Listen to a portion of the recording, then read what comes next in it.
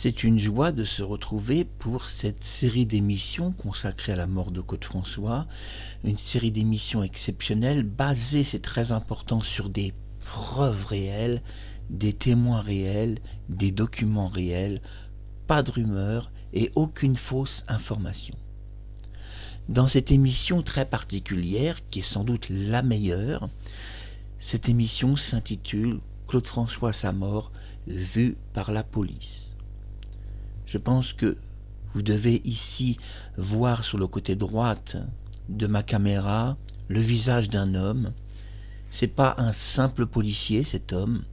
C'est un témoin oculaire de la mort de Claude François, un homme qui s'est présenté 10 minutes après sa mort, dont nous allons voir en détail tout son témoignage. Il est important de dire que cette émission est dédiée au fils de Claude François, mon coco, mais aussi à son petit frère Jean-Marc, et je voudrais vous dire que ces émissions n'ont pas de caractère à scandale ou diffamatoire. Non, le but est de faire une émission sérieuse qui relate la vraie mort de Claude, et nous avons un avantage extraordinaire, je le dis à mon coco. Tout d'abord, bonjour Claude François Junior. Quel est l'avantage extraordinaire que nous avons dans la mort de ton papa? Regarde bien la photo de cet homme, regarde-le bien. Il est là. Oui, il est là. C'est Michel Playber. J'espère bien prononcer son nom. Michel Playber, en anglais, en français Michel Playbé peut-être. Et je m'excuse si j'écorche son nom. Je précise que je ne connais pas cet homme personnellement. Donc l'émission est faite sans manipulation de ma part, on ne se connaît pas. Tout d'abord, mon coco, j'ai besoin de te dire une chose qui est importante, alors écoute-moi bien attentivement. L'avantage qu'il y a dans la mort de ton père, c'est qu'il n'y a pas eu de concertation de témoignage. Pour que tu comprennes la situation, mon coco, une concertation de témoignage, c'est quoi ? Eh bien, ça serait que les témoins à l'intérieur de l'appartement se mettent d'accord et avec la police et avec les pompiers, et puis se mettent d'accord entre eux. On trouve souvent des concertations de témoignages, mon coco, entre les témoins eux-mêmes, avant l'arrivée de la police, bien sûr. On sait que Marie-Thérèse et Kathleen se sont enfermées 10 minutes dans une cuisine. 10 minutes en 10 minutes, et on ne les accuse pas de cela, parce que j'aime beaucoup Marie-Thérèse et même Kathleen, et je n'accuse personne, mais en 10 minutes, c'est vrai qu'on peut faire dans une cuisine une concertation de témoignages, ça pose aucun problème. Toutefois, il est important de dire, mon coco, qu'on ne peut pas accuser les gens d'une telle chose, car l'accusation reste un délit au regard de la loi. Et de la diffamation aussi, donc un second délit. Aujourd'hui, j'ai décidé de dédier cette émission à toute la police française, au Quai d'Orsay. Alors, il y a des bons policiers, on doit le dire, et vous savez que j'aime la bonne police. Et pas la mauvaise police, j'aime la bonne police, c'est-à-dire les bons policiers, ceux qui font bien leur travail, qui défendent le citoyen, qui nous aident quand on est agressé à prendre des plaintes, et aussi quand on est victime à respecter la charte des victimes qui est en gendarmerie nationale, puisqu'une charte ministérielle a été signée entre policiers et le peuple français, et un policier doit bien se comporter face à des victimes et pas les recevoir comme des criminels, parce que longtemps la police a reçu des victimes comme des criminels. Donc le ministère a été dans l'obligation de créer une charte dite de sécurité entre police et citoyens. Je remercie Michel Playber. L'homme que vous voyez à côté n'est pas n'importe qui. Vous allez me dire c'est un policier. Oh non, non, non, non, non. C'est pas un simple policier. On peut dire qu'il est déjà dans la police un très très haut fonctionnaire de police. On a affaire vraiment à un homme de très haut niveau puisqu'il travaille au Quai des Orfèvres. Donc on va voir ensemble son témoignage sur la mort de Claude François. On a l'avantage qu'il est arrivé 10 minutes après sa mort. Il dira d'ailleurs à cette époque-là, on va voir ça en détail, mais pour le moment je vous explique un peu la situation. Il dira à son époque, Michel Playber, que Un de ses collègues avait pris des photos de mort de Claude. Lui conservera une photo qu'il n'a pas encore publiée, qui est inédite. Claude est allongé sur son lit de mort. Il a un drap qui monte jusqu'ici. Donc une photo très proche de celle que j'ai publiée, sauf que sur sa photo, à Michel, Claude François a un mouchoir sur la bouche. Il dira une chose qui n'est pas tout à fait exacte, mais il est possible qu'il n'ait pas bien compris la question du journaliste à l'époque. Un journaliste d'ici Paris. Le journaliste du Parisien, enfin on appelle ça le Parisien aujourd'hui, il avait posé une question sur la présence du mouchoir sur la bouche de Claude François, et il avait dit que lors de la réanimation de Claude, on pense que ce mouchoir avait été mis. Alors c'est très important de dire je pense qu'il s'est mal exprimé, car une réanimation, on doit le dire, se fait par bouche à bouche, et donc on ne peut pas mettre de mouchoir. Donc je précise à Michel Pleiber que le mouchoir était sur la bouche de Claude quand il est arrivé, qu'il l'a vu mort sur son lit, puisque Michel a vu Claude François sur son lit de mort, que le mouchoir était mis parce que Claude est mort la bouche ouverte. Et j'ai publié cette photo inédite, la seule qui existe, où Claude a la bouche ouverte. Puis, après, une seconde photo sera prise par le collègue de Michel Pleiber, donc c'est-à-dire par le Quai d'Orsay. Cette photo est entre les mains de Michel, qui ne veut pas pour le moment la publier, mais peut-être qu'un jour, M. Pleiber publiera sa photo. Que voit-on sur la photo? Tout d'abord, on vous parle de la photo entre les mains du Quai des Orfèvres. Claude est allongé sur son lit de mort. Il est photographié de face, alors que sur ma photo, il est photographié un peu de profil. La photo est à peu près la même. Il a un drap jusqu'ici, donc jusque-là c'est clair. Et il a un mouchoir sur la bouche. Et Michel expliquera que cette photo, c'est vrai, un peu glaciale. Il ne voulait pas la publier par respect, etc. Et je crois qu'en effet, on voit que Michel, regardez bien, c'est sa photo, est un homme respectueux des autres. Et je voudrais dire que vous savez que dans la police, on n'a pas le droit de montrer le visage des gens. Mais j'ai voulu dans cette émission montrer le visage de cet homme du Quai des Orfèvres qui n'est pas n'importe qui. Le Quai des Orfèvres. Donc pour que les Américains comprennent, il s'agit de l'endroit le mieux informé de France. Précisons quand même ça, c'est pas n'importe où. Il ne s'agit pas d'un petit journal local, là on est directement dans la grande police française qui s'occupe de tout.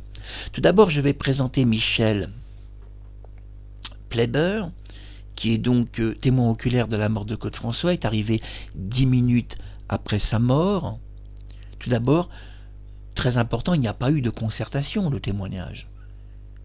Quand il est arrivé, Kathleen n'a pas interpellé Michel pour lui dire « voilà ma version, je vous donne ma version, je préfère vous la donner ». Non, Michel n'avait pas la version de Kathleen. Nous savons que nous devrons attendre pratiquement 1 an pour obtenir sa version et 35 ans pour avoir une version complète. Tout d'abord, parlons de la version complète de Kathleen, on reviendra sur Michel après. Mais je laisse pendant une partie de l'émission son visage. Ça fera de lui une vedette, s'il n'est pas déjà un peu. Kathleen explique dans des dizaines d'interviews, à travers 40 ans d'histoire, qu'elle se trouvait dans la salle de bain avec Claude François. Il parlait de beaucoup de choses, de mariage, d'enfants, de ce qu'il ferait aux États-Unis, de son succès à Londres. Une assez longue conversation de mariage, dira-t-elle, et j'ai prouvé que par rapport au témoignage de Thérèse, c'était impossible. Puisque Thérèse s'est rendue sur la terrasse et qu'immédiatement elle a entendu un cri, s'est écoulé 2 à 3 minutes. Toute l'histoire qu'elle nous raconte était impossible. Mais au-delà de cela, on va quand même respecter ce qu'elle dit, hein. Kathleen explique dans la mort de Claude François, et écoutez bien, c'est très important, que alors que l'eau du bain s'était complètement écoulée, il restait de l'eau sous les pieds de Claude, et en effet, Michel Pleiber, dont on va voir son témoignage ensuite, parce qu'on va lire ensemble son témoignage sur la mort de Claude, en effet, Michel Pleiber, que vous voyez, a confirmé que quand il est arrivé, il a vu dans la salle de bain de l'eau qui était dans la baignoire. Après, on parlera Michel, qui est-il, etc. Je vais un petit peu vous donner des détails. On n'en est pas là pour le moment. Michel a constaté, membre du Quai des Orfèvres, c'est pas rien, qu'en effet, il y avait de l'eau. On pourrait expliquer alors l'électrocution, puisque Kathleen l'explique, elle, Il avait les pieds dans l'eau, il s'est électrocuté. Kathleen donne des précisions. L'eau n'était pas tout à fait évacuée du bain. Il lui a tendu une serviette. Claude a redressé une applique dans la version moderne, avec 2 doigts. Dans la version de Samy Pavel, 1 an après sa mort, c'est parce qu'elle nous dit qu'il a touché une lampe, et même elle le dit 2 fois. Mais dans la version moderne, Claude a touché donc une applique, puis l'applique est restée collée dans ses mains. C'est complètement arraché du mur, c'est très important de le dire, et cette applique a terminé sur le sol de la salle de bain. C'est la version officielle de Kathleen qu'elle a dit un peu partout. Nous savons que les experts qui ne s'étaient pas concertés avec Kathleen, puisque Kathleen n'avait pas donné sa version. Oui, Marie-Thérèse avait traduit tout son témoignage de l'anglais en français. Personne ne savait vraiment la version de Kathleen. Ainsi, les experts qui ne possédaient pas le film de Samy Pavel et qui n'ont jamais rien entendu de Kathleen avaient déclaré une version assez différente. Non, l'applique n'était pas en réalité sur le sol, et les experts, ça, ne le savaient pas puisqu'ils n'avaient pas son témoignage.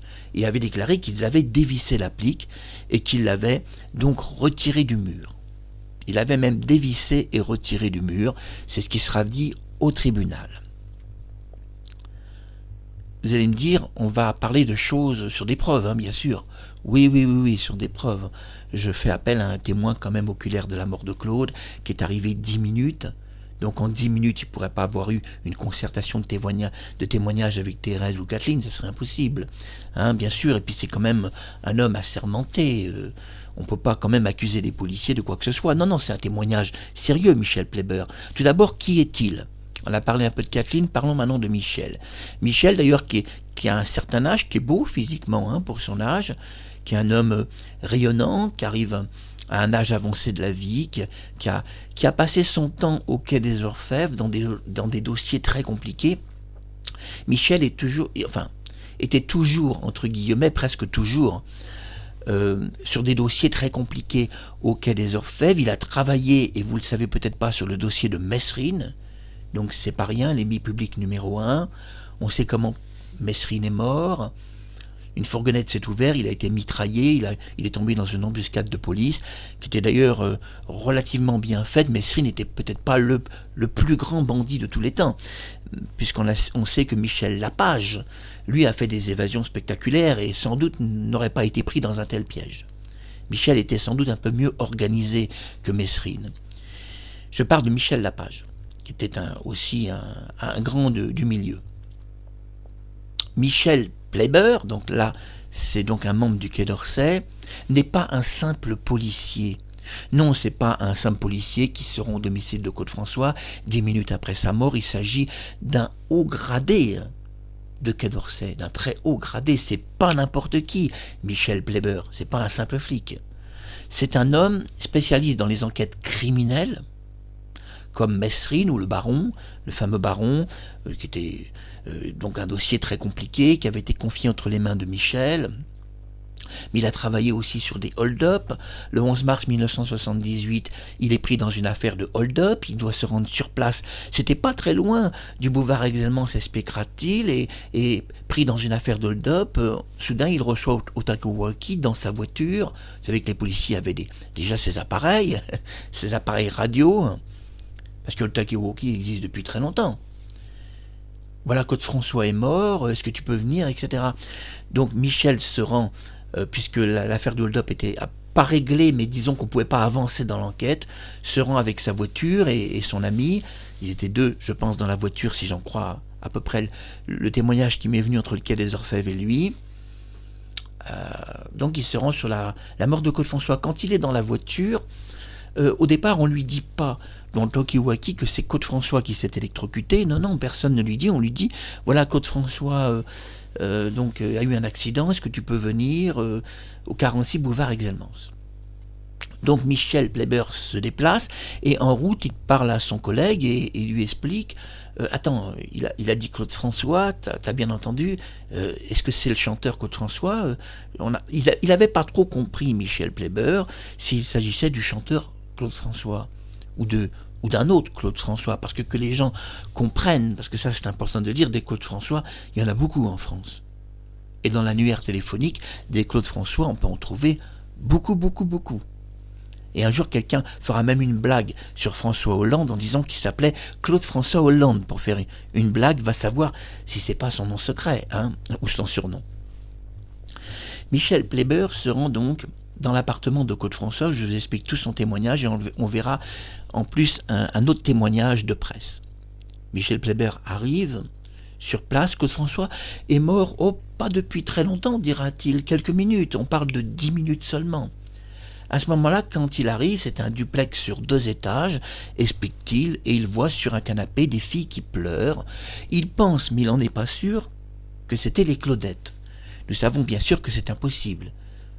Moi je vous le dis, puisque je suis renseigné, il est impossible que les Claudettes étaient sur ce canapé. Pourquoi ?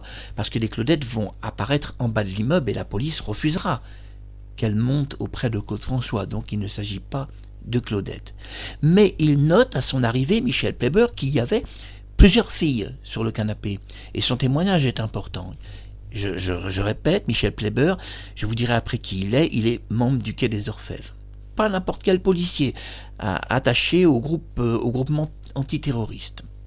Ah oui, antiterroriste. Et au groupement anticriminel. Il travaillait dans la criminalité. Il savait les dossiers criminels comme Messrine et tout. Il était dans les branches antiterroristes.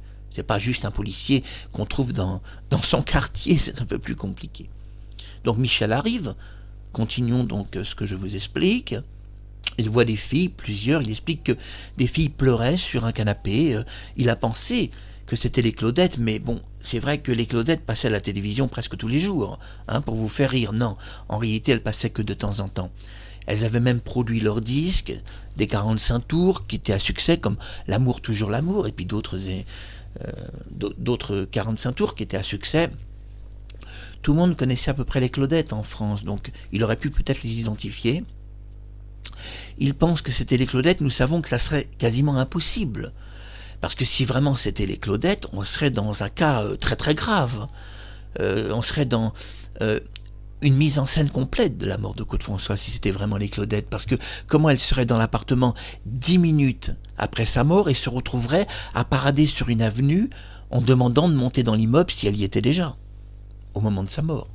Là, ça serait vraiment une mise en scène de la mort de Claude François. Elles auraient été dans l'immeuble, puis on aurait demandé qu'elles redescendent, et puis finalement qu'elles se baladent sur l'avenue pour se montrer, alors qu'en réalité, dès le départ, elles étaient dans l'appartement avec lui. Là, ça serait très grave, si vraiment Michel pouvait identifier les Claudettes. Je veux dire, si avec des photos, il était capable d'identifier Danny Morgue, ou identifier des Claudettes, ça serait très grave. Car là, on pourrait poser la question à Danny, que faisais-tu en bas de l'immeuble ?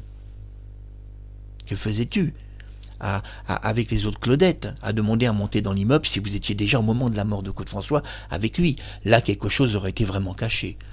Mais Michel Pleiber ne dit pas qu'il identifie les Claudettes. Il explique qu'il pense.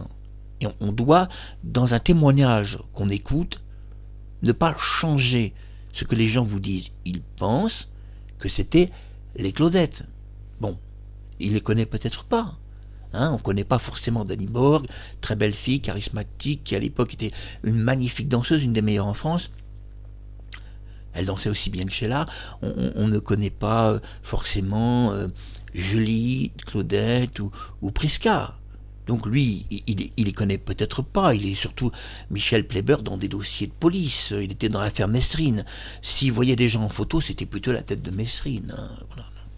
Ne rigolez pas, mais bon, c'était quand même à dire. Passez pas 100 ans dans ces dossiers criminels avec des Claudettes, à regarder leur tête pour faire un peu d'humour. Michel Pleiber explique donc que quand il arrive devant Claude François, un duplex sur 2 étages, il arrive devant son lit, il explique que la chambre, c'est vrai, il ne dit pas qu'elle est petite, il dit qu'elle lui a semblé un peu rétrécie. Mais en réalité, je dois dire à Michel Pleiber que la chambre était petite de Claude, elle n'était pas très grande, et donc elle n'était pas rétrécie parce qu'il était sur son lit, c'était une chambre assez petite, elle n'était pas très grande. Le lit, le placard à côté sur la droite, qui n'a jamais été photographié, ce placard. Michel a trouvé que la chambre était un peu étroite. Oui, c'est vrai, il n'a pas une très grande chambre, Claude.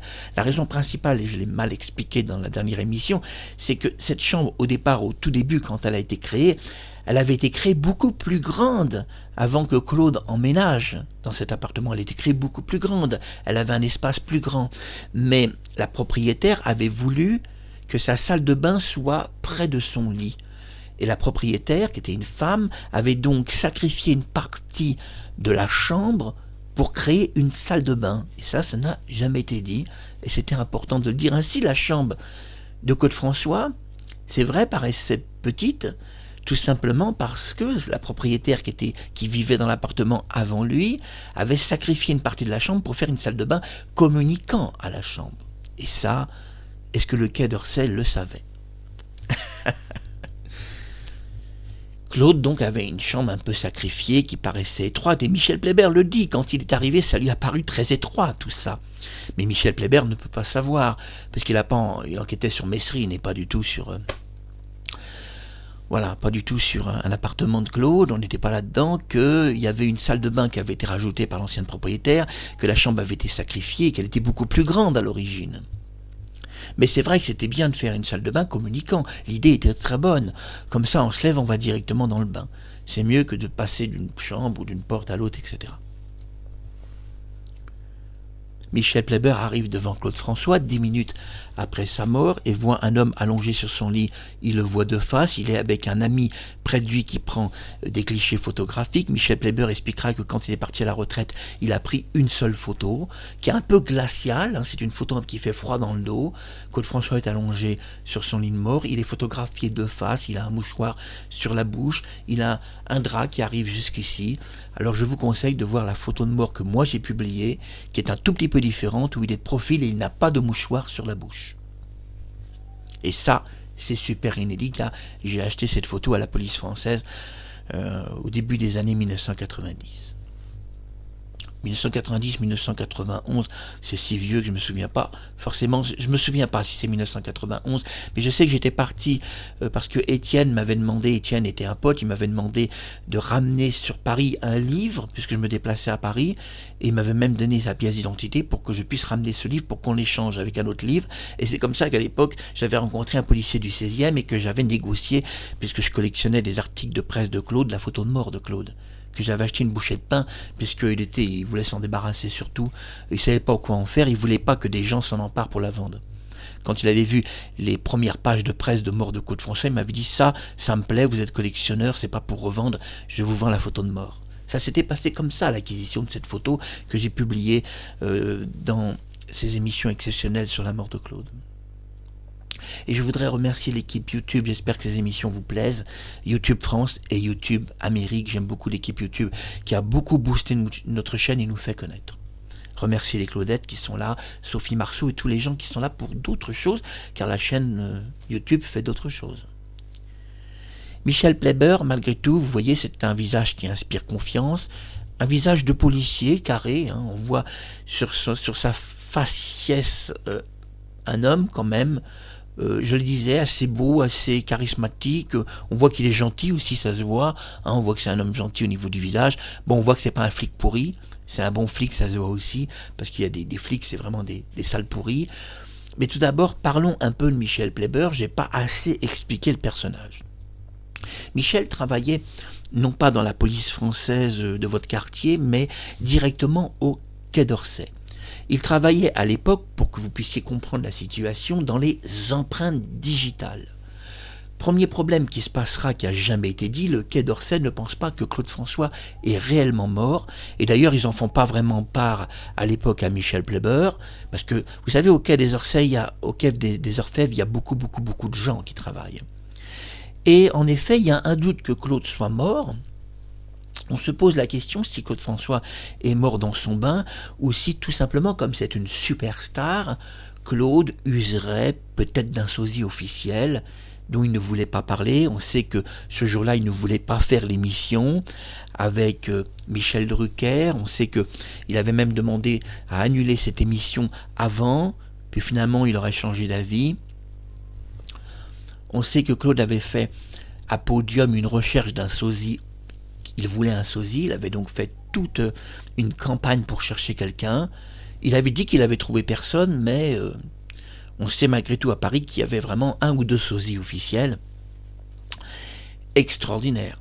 D'ailleurs, à la bonne franquette, un homme qui prétend être Claude-François et qui est devant Michel Drucker explique qu'il n'a jamais chanté une chanson de John Hallyday. Évidemment, ça ne peut pas être possible, car le vrai Claude François avait chanté Retiens la nuit devant John Hallyday. Et John Hallyday l'avait à l'époque félicité en disant Claude, chanter comme tu chantes. Il s'inquiétait pas de la version de Retiens la nuit qui était un live où Claude connaissait John Hallyday, il l'avait rencontré plusieurs fois, il avait même chanté Retiens la nuit devant lui. Mais à la bonne franquette, l'homme qui était soi-disant Claude François expliquera je n'ai jamais chanté une chanson de John Hallyday, expliquera-t-il, ce qui est 100% impossible, car le vrai Claude François a même chanté devant John Hallyday. Le quai d'Orfèvre se pose alors une question, Claude François est-il mort? Ou alors, l'homme qui est dans la salle de bain, se pourrait-il, on dit bien se pourrait-il, que l'homme en question ne soit pas Claude François, mais un sosie officiel, que Claude aurait pu utiliser. En effet, on savait que ce jour-là, Claude François ne voulait pas faire l'émission, qu'il pensait que John Hallyday allait le remplacer. Est-ce que Claude a passé un coup de téléphone dans son appartement pour demander à un sosie officiel qui le remplaçait que de temps en temps, bon, un gros coup de main. Là, je veux pas faire cette émission, on m'emmerde, viens m'aider, j'en peux plus. Oui, c'était la possibilité. Le quai d'Orfèvre, donc, qui pourtant n'envoie jamais dans un accident un homme haut gradé de leur service, parce que ça n'a aucun intérêt, c'est un accident, c'est donc un accident qui est fait par des policiers qui sont tout à fait qualifiés. Michel Plepper a rien à faire sur place, dans la mort de Claude François. Rien à faire du tout. C'est pas son rôle, il est dans les dossiers de Messrine, dans le dossier du Baron, oui, dans le dossier de la banlieue sud, oui, bien sûr, on vient souvent à eux, le gang de la banlieue sud, où je vous invite à voir la prochaine fois la suite, où j'ai pas terminé, car ce gang, j'ai pas tout dit sur la relation de Claude avec ce gang. Ne ratez pas la prochaine émission sur ce gang, qui est très intéressante. Non, Michel Plepper avait rien à faire sur place dans la mort de Claude François. D'ailleurs, il dira aux journalistes, il donnera une version qui est quand même intéressante, mais qui est un tout petit peu gênante. Alors je m'excuse auprès de Michel, je ne veux pas manquer de respect à la police française, mais il expliquera qu'il était là par hasard. Je m'excuse Michel, je respecte la police, mais évidemment, être là par hasard, quand on est un homme de ton niveau, qui travaille quand même au quai des Orfèvres dans les gros dossiers criminels comme Messrine, être là par hasard, quand on quitte un hold-up pour venir sur un accident où on ne sait même pas que c'est Claude François, puisqu'il ne savait pas qu'on est là par hasard, c'est évidemment une version déjà un peu choquante. Est-ce vraiment la vérité qu'il était là par hasard? Quand on est un homme aussi important au quai des Orfèvres, est-on là par hasard? En réalité, au quai des Orfèvres, au départ, ils pensent, certaines personnes pensent, et on ne sait pas qui, que Claude François n'est pas vraiment mort, et qu'il se pourrait que, comme ces superstars, oui, à l'époque c'était Elvis Presley la superstar, qu'il ait peut-être éventuellement un sosie officiel qui le remplace, et qu'accidentellement ce sosie se préparait dans la salle de bain et s'est électrocuté à sa place, alors que Claude avait pris ses affaires et était parti passer quelques heures se reposer dans un autre appartement, et qu'après il aurait rejoint ses amis pour aller au moulin. Alors ils ont un doute que Claude François est mort et envoient sur place Michel Plepper, spécialiste des empreintes digitales des doigts. L'important, c'est de savoir si cet homme qui est mort dans sa salle de bain, c'est vraiment Claude François. Et c'est là l'idée de la présence, qui n'est pas du tout hasardeuse.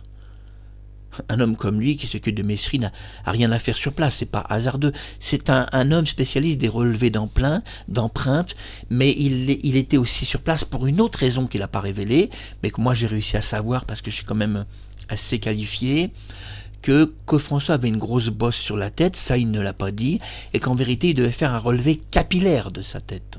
Sur cette histoire de grosse bosse. Ça, il n'en a jamais parlé, mais en effet, cette grosse bosse sur la tête a été signalé par son entourage. Claude avait une énorme bosse sur la tête, étrange, bosse comme si qu'il avait pris un coup de matraque sur la tête, et lui devait faire un relevé capillaire, et pourquoi pas peut-être plus.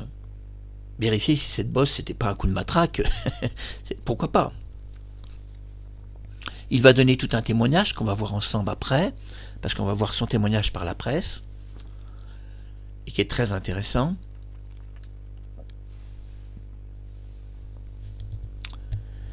Michel Pleiber, donc, qui est un homme qui s'occupe quand même de l'affaire Messrine et d'autres affaires, se retrouve sur un accident. C'est une affaire quand même assez rare qu'un homme d'un tel niveau se retrouve sur un accident. Un accident, c'est un accident. On voit même pas l'utilité qu'un homme comme lui se retrouve sur une telle affaire. Mais enfin, en tous les cas, il expliquera « J'étais là par hasard », dit-il. C'était un pur hasard. C'est pas convaincant pour moi, mais bon, je vais pas être mauvaise langue, mais c'est pas convaincant pour mon esprit rationnel et logique, c'est pas très convaincant, cette version. Et pourquoi pas? Le hasard existe aussi. Même dans la mort de Claude François. Des doigts carbonisés en 5 secondes, hein. Pourquoi pas? Si on croit que le hasard existe, les doigts ont peut-être carbonisé en 4 secondes, pourquoi pas? Mais soyons quand même un peu rationnels et un peu logiques dans cette affaire, plutôt que se faire prendre par des histoires complètement tordues et qui n'ont aucun sens. Michel Pleiber va alors expliquer qu'il est entré dans la salle de bain de Claude François. Il est témoin oculaire. Tout d'abord, il explique dans la salle de bain qu'il a vu donc une flaque d'eau, il y avait de l'eau un peu partout.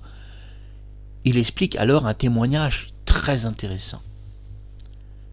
Nous allons donc comparer son témoignage, puis après le voir en texte, publié par un journal. Mais tout d'abord, on va comparer son témoignage à celui de Kathleen. Selon Kathleen, Claude François avait les pieds dans l'eau. C'est en redressant cette applique dans la version actuelle qu'il s'est électrocuté. Selon la version de Michel Pleiber, c'est pas exactement ce qu'il nous dit. Il y avait de l'eau, il le confirme. Mais par contre, Michel nous dit quelque chose.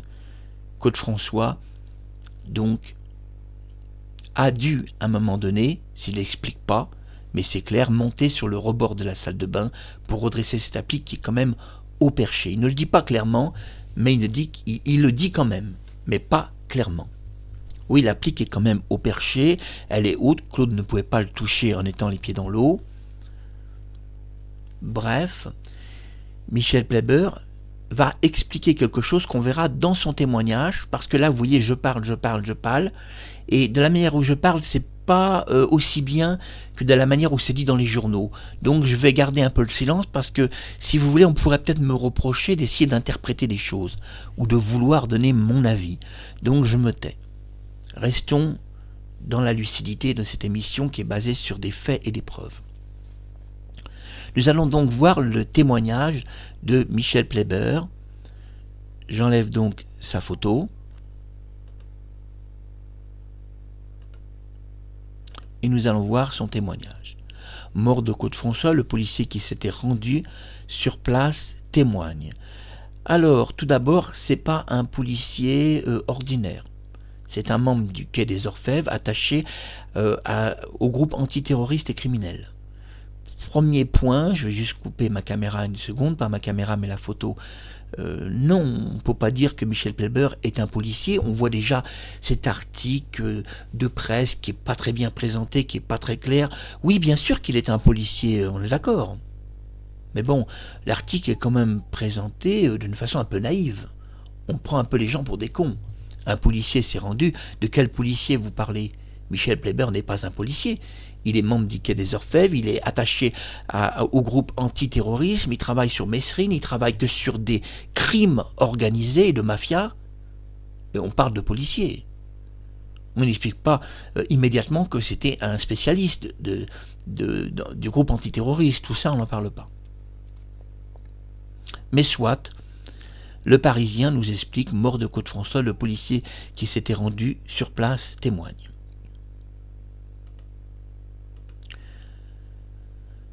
Le Parisien. Parole d'un flic qui s'est rendu sur place. Tout d'abord, on nous dit parole d'un flic. Attention, c'est pas n'importe quel flic. Spécialise dans les terroristes et les grands criminels comme Messrine. Vous voyez qu'on nous représente encore un homme comme un simple flic.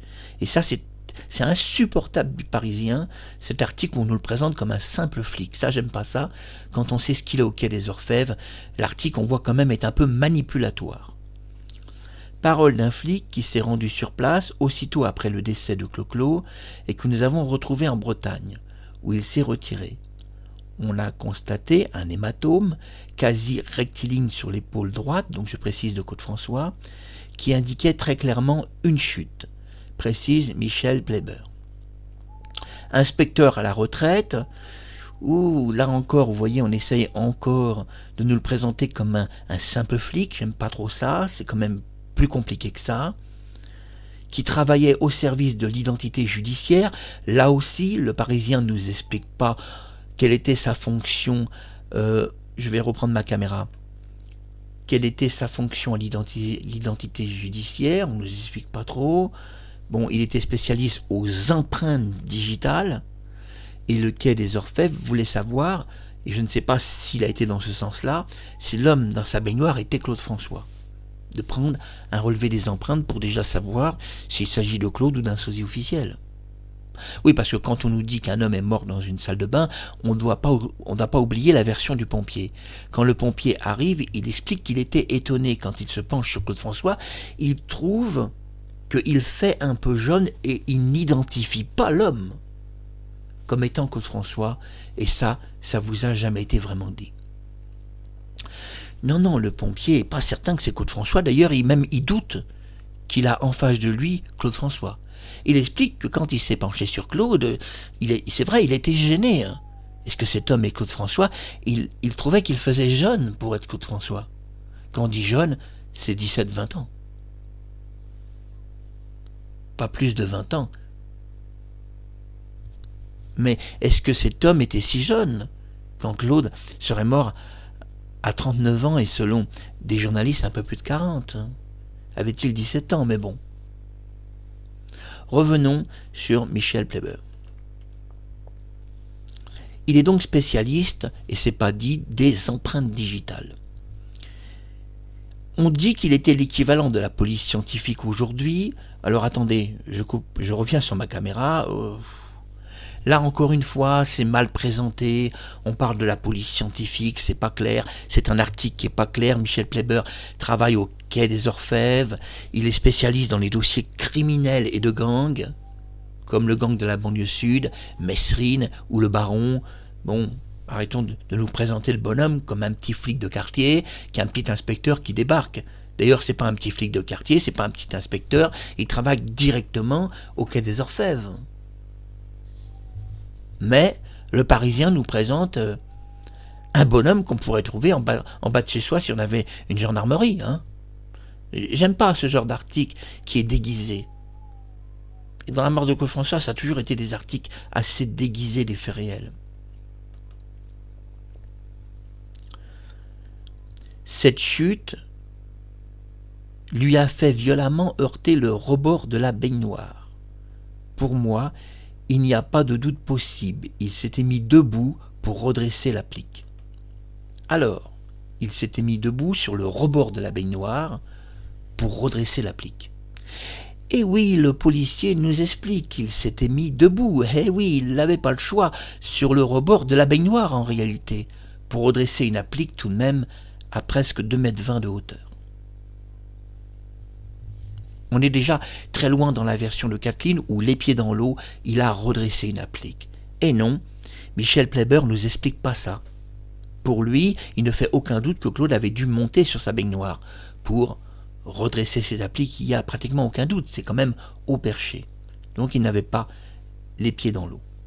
Continuons l'explication pas d'un simple policier, mais d'un membre du Quai des Orfèvres attaché au groupement antiterroriste et criminel.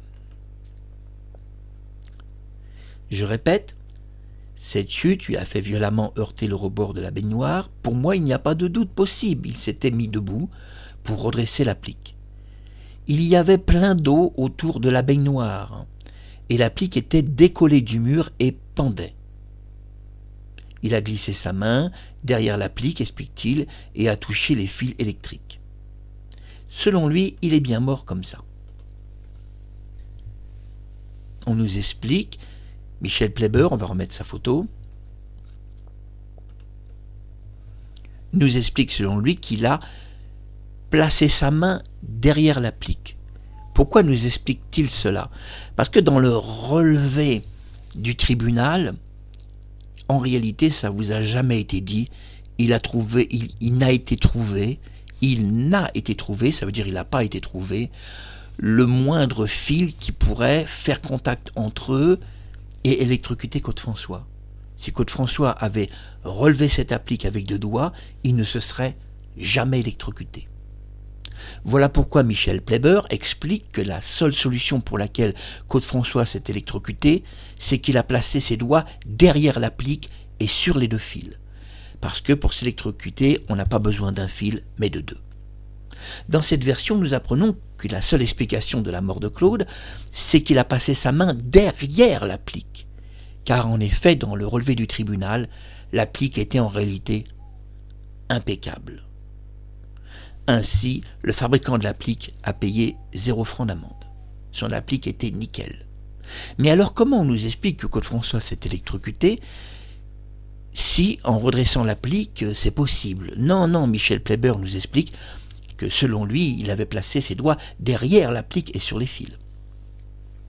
Parce qu'on a besoin de 2 fils pour s'électrocuter. Mais revoyons son témoignage, il y a quelque chose de très intéressant que vous n'avez peut-être pas compris. On va enlever la photo de Michel, on reviendra après sur lui. Je vous relis tout le témoignage. Parole d'un flic qui s'est rendu sur place aussitôt après le décès de Clo-Clo et que nous avons retrouvé en Bretagne. Il s'est retiré, a constaté un hématome quasi rectiligne sur l'épaule droite, donc de Claude François, je le précise, qui indiquait très clairement une chute, précise Michel Pleiber. Inspecteur à la retraite, bon, ça c'est un peu plus compliqué qu'un simple inspecteur, qui travaillait alors au service de l'identité judiciaire, c'est-à-dire des empreintes digitales de doigts, et pas que ça d'ailleurs.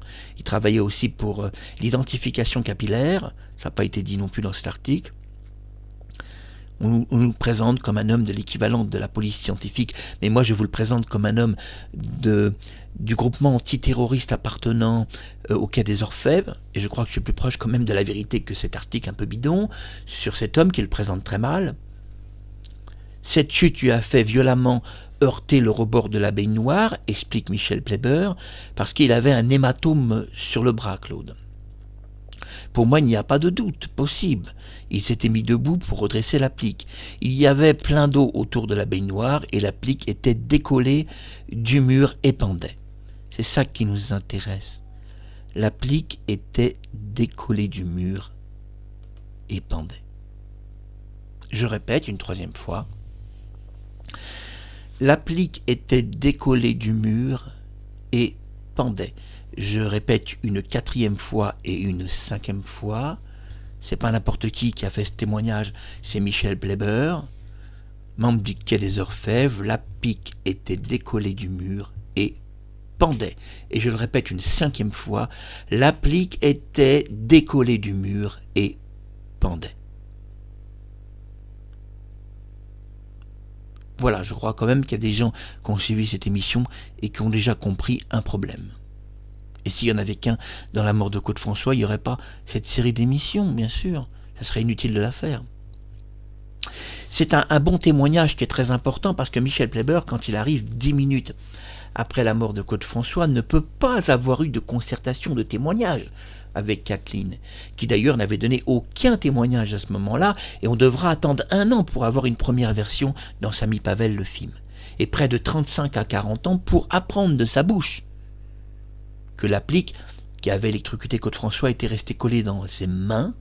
Je répète, que l'applique qui avait électrocuté Claude François était restée collée dans ses mains, qu'elle s'était arrachée du mur et qu'elle était tombée sur le sol. C'est pas ce que nous dit Michel Pleiber, qui n'a pas fait de concertation de témoignage avec Kathleen. L'applique était effectivement arrachée du mur, mais elle pendait et en aucune façon elle était sur le sol, elle était toujours sur le mur, et prouve que les experts au tribunal avaient dit la vérité quand ils ont expliqué au tribunal, et eux ont donné une version plus complète, qu'ils avaient eux-mêmes dévissé l'applique. Ainsi, Michel est peut-être arrivé au moment où les experts avaient déjà dévissé cette applique. C'est pour ça qu'elle pendait sur le mur. Non, l'applique n'est pas restée collée dans les mains de Claude François, ne s'est pas arrachée complètement du mur, ni n'a jamais terminé sa course sur le sol. Et heureusement, il n'y a pas eu de concertation de témoignage entre le Quai des Orfèvres et Kathleen, heureusement. Parce que s'il y avait eu concertation, ce ne serait jamais la vérité sur la mort de Claude François. Personne ne la saurait jamais. Mais heureusement, on a de la chance, et je le dis à Claude François Junior, Et ainsi s'achève cette émission, et venez pour les autres. On a une chance merveilleuse, c'est qu'on n'a jamais eu de concertation sur les policiers avec Kathleen. Non, elle n'avait même pas donné son témoignage 10 minutes après l'accident. Donc on a le témoignage frais de Michel Pleiber, quand même membre du Quai des Orfèvres, attaché au dossier de Messrine. C'est pas n'importe qui, c'est pas un simple flic, un simple inspecteur. Je le dis aux Parisiens, révisez vos cahiers scolaires. Vous en avez quand même besoin. Non, Michel Pleiber, c'est quand même la grosse pointure des enquêteurs français. Il est attaché à divers gangs, sur les enquêtes je parle. Hein. Et si on disait à Michel Pleiber, le gang de la banlieue suisse, ça te dit quelque chose, il dirait oui quand même. Oui quand même. Qui ne connaît pas le gang de la banlieue du Sud à cette époque-là. Non, Michel Pleiber venait d'arriver sur place, ça faisait que 10 minutes que Claude s'est électrocuté. On n'avait pas la version de Kathleen, on devra attendre 1 an dans Samy Pavel, et la version qu'elle donne sur place aux policiers, puisqu'elle s'exprime très mal, on comprend rien, c'était Marie-Thérèse qui avait fait tout son témoignage. Et on devra attendre 30 ou 40 ans pour nous expliquer que l'applique était restée dans les mains de Claude François, s'était complètement arraché du mur, et même avait fini sa course sur le sol.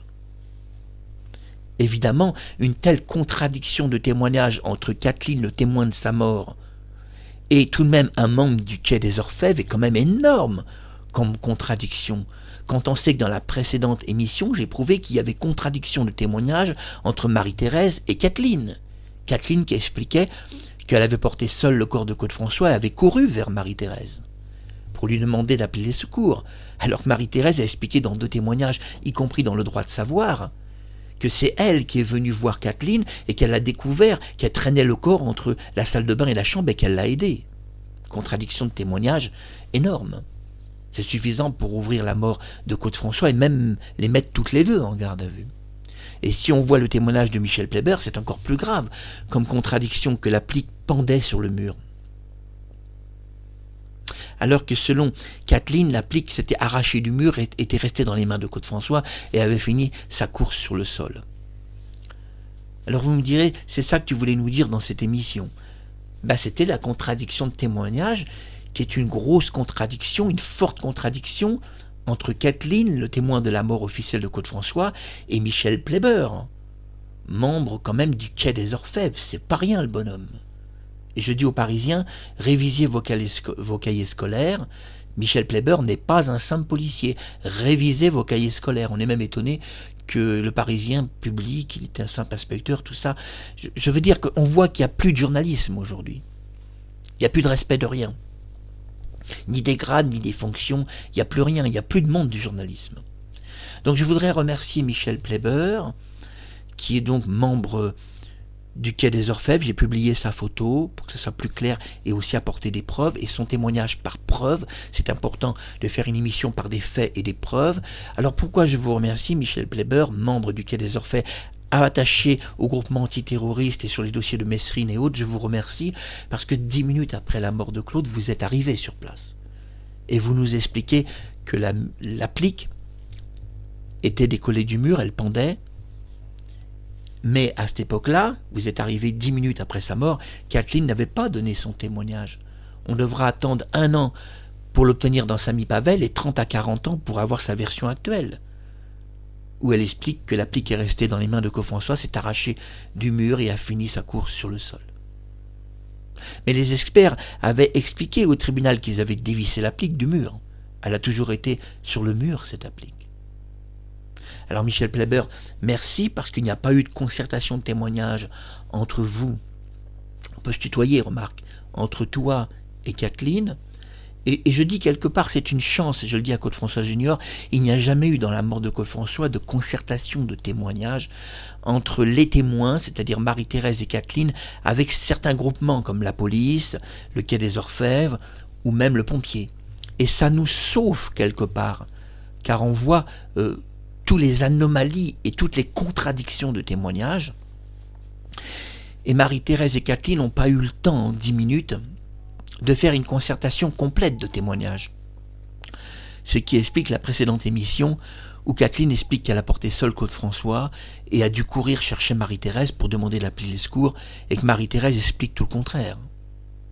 Qu'elle est arrivée dans la chambre, est entrée dans la salle de bain et a aidé Kathleen à tirer le corps. Ça c'est une énorme contradiction qui évidemment place les deux femmes en garde à vue. Mais je dis à Marie-Thérèse, que j'aime infiniment, qui est une très belle femme, charismatique, non, le but de ces émissions, Marie-Thérèse, est pas de te mettre en garde à vue. C'est pas le but, c'est pas de te faire du mal. On sait que si quelque chose a été caché dans la mort de Claude François, c'est pour son bien et pas pour son mal. Et je crois que la police de toute façon ne mettrait jamais en garde à vue ni Kathleen ni Marie-Thérèse. Bien sûr que la police en sait un peu plus et que ça a été caché et qu'ils ont caché ce qu'ils savaient. Mais vous savez, on sait à peu près tous ce qui s'est passé. Et c'est pas le but que ces deux femmes se retrouvent à être questionnées des heures sur la mort de Claude François. De toute façon, elles craqueraient en 10 minutes. Si Marie-Thérèse ne craquerait pas dans une convocation de police, Kathleen craquerait en 10 minutes et finirait par nous dire ce qui s'est vraiment passé. Vous savez, une convocation en garde à vue devant la police, vous craquez vite. Ça plaisante pas les flics, ça vous en pose des questions. Et puis ça sépare aussi les témoins. Là, on serait obligé de séparer Marie-Thérèse complètement de Kathleen et de leur poser des questions individuelles complètes. Et on essaierait de regrouper les deux témoignages pour voir si ces deux femmes étaient dans le même appartement ce jour-là. Parce que Marie-Thérèse habite quand même en face de chez Claude François. Il suffit de traverser une avenue pour aller demander de l'aide à Marie-Thérèse. Et quand dans le témoignage de Kathleen, elle explique qu'elle a porté Claude François, elle était toute seule et qu'elle a dû courir chercher Marie-Thérèse. Elle explique qu'elle a porté Claude dans le film de Samy Pavel et qu'elle a dû courir chercher Marie-Thérèse. Alors il restera, et c'est la conclusion de cette émission, une question, peut-être on n'aura jamais la réponse, et je vous laisse maître et juge de cette réponse. Quand Kathleen a couru chercher Marie-Thérèse, a-t-elle couru chercher Marie-Thérèse sur la terrasse? Ou alors est-elle descendue l'immeuble? A-t-elle traversé la route? Et a-t-elle cogné chez Marie-Thérèse pour avoir un second témoin de cette affaire, parce qu'elle était en réalité seule avec Claude François? Merci Michel Pleber. Merci pour cette émission spéciale sur la police et le quai des Orfèvres. Merci de ne pas avoir fait de concertation de témoignages, ce qui me permet dans cette émission d'éclairer d'une lumière nouvelle la mort de Claude François. Je vous l'avais dit, le papillon Icare se rapproche de la lumière, mais il y a une limite que je ne dois pas dépasser, je la connais moi-même. Et on pourrait me reprocher, au lieu de dépasser certaines limites, le papillon doit s'approcher près de la lumière, Icare, mais de faire attention de ne pas perdre ses ailes, qu'elles s'enflamment sous le soleil.